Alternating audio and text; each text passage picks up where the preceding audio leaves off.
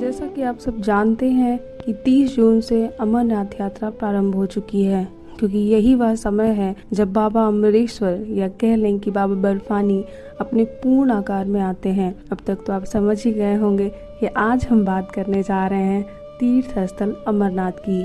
अमरनाथ केदारनाथ से आगे है और अमरनाथ से भी आगे है कैलाश पर्वत। कैलाश पर्वत शिव जी का मुख्य समाधि स्थल है, तो केदारनाथ विश्राम भवन। देखा जाए तो हिमालय का कण कण शिव शंकर का स्थान है। ऐसे बहुत से तीर्थ स्थल हैं जहाँ पहले सिर्फ साधु संत ही जाते थे और वहां जाकर वे तपस्या करते थे, किंतु आजकल आवागमन की सुविधाएं सुगम होने के चलते अधिकांश व्यक्ति अमरनाथ, मानसरोवर और यहाँ तक कि कैलाश पर्वत तक जाने लगे हैं। हिमालय की गोद में स्थित अमरनाथ का मंदिर हिंदुओं के सबसे प्रमुख तीर्थ स्थलों में से एक है, जिससे लाखों करोड़ों भक्तों की आस्था जुड़ी हुई है। यह पवित्र स्थल श्रीनगर के उत्तर पूर्व में 135 किलोमीटर दूर स्थित है, जिसकी समुद्र तल से ऊंचाई लगभग 13,600 फुट है। इस पवित्र गुफा की लंबाई 19 मीटर, चौड़ाई 16 मीटर और ऊंचाई 11 मीटर है। मान्यता के अनुसार अमरनाथ गुफा की खोज सबसे पहले ऋषि भृगु ने की थी। कहा जाता है कि एक बार कश्मीर घाटी पानी में डूब गई थी। तब ऋषि भृगु तपस्या के लिए एकांतवास की खोज कर रहे थे। तभी उन्हें बाबा अमरनाथ की पवित्र गुफा के दर्शन हुए। एक मत यह भी है कि 1850 में बूटा मलिक नाम के एक मुस्लिम गडरिये ने अमरनाथ गुफा की खोज की थी। गुफा के चारों ओर बर्फीली पहाड़ियां हैं, बल्कि यह गुफा भी ज्यादातर बर्फ से ढकी रहती है और साल में एक बार जुलाई अगस्त के श्रावण माह के दौरान गुफा को श्रद्धालुओं के लिए खोला जाता है। माना जाता है कि इसी स्थान पर देवों के देव महादेव ने माता पार्वती को अमृत का रहस्य बताया था। कहा जाता है कि जब माता पार्वती ने भगवान शिव से अमृत का रहस्य जानने की इच्छा प्रकट की, तो भगवान शिव उन्हें इसका राज बताने के लिए हिमालय पर्वत के इस एकांत क्षेत्र में लेकर आए, ताकि इसे कोई दूसरा ना सुन सके।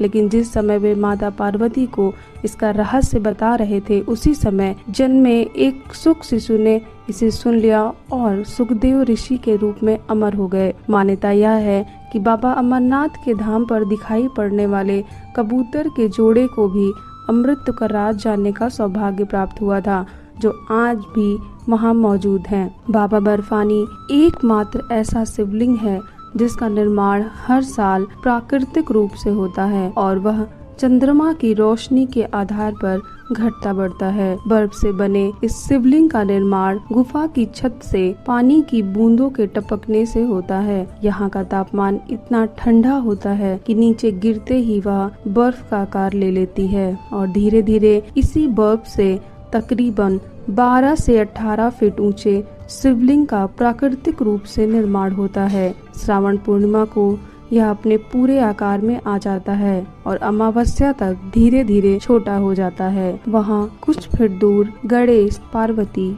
और भैरव के भी वैसे ही अलग अलग हिमखंड हैं। अमरनाथ यात्रा पर जाने के दो रास्ते हैं, एक पहलगाम और दूसरा सोनमर्ग बालटाल। यानी कि पहलगाम और बालटाल तक किसी भी सवारी से पहुँचे। यहाँ से आगे जाने के लिए आपको अपने पैरों का ही इस्तेमाल करना होगा। अशक्त या वृद्धों के लिए सवारी का प्रबंध कर सकते हैं। श्रीनगर से पंचतरणी तक हेलीकॉप्टर सेवा शुरू होने से अब श्रद्धालु एक ही दिन में पवित्र गुफा में विराजमान भगवान शंकर के दर्शन कर श्रीनगर लौट पाएंगे। पहलगाम से जाने वाले रास्ते को सरल और सुविधाजनक माना जाता है। बालटाल से जाने वाले रास्ते की बात करें तो यहाँ से अमरनाथ गुफा की दूरी केवल 14 किलोमीटर है। यह बहुत ही दुर्गम रास्ता है और सुरक्षा की दृष्टि से भी ठीक नहीं है। इसलिए सरकार यात्रियों को पहलगाम के रास्ते अमरनाथ जाने को प्रेरित करती है। पहलगाम जम्मू से 314 किलोमीटर की दूरी पर है। पहलगाम तक जाने के लिए जम्मू कश्मीर पर्यटन केंद्र से सरकारी बस उपलब्ध रहती है। यहाँ गैर सरकारी संस्थाओं की ओर से लंगर की भी व्यवस्था की जाती है। तीर्थ यात्रियों की पैदल यात्रा यहीं से आरंभ होती है है। पहलगाम के बाद पहला पड़ाव चंदनबाड़ी है, जो पहलगाम से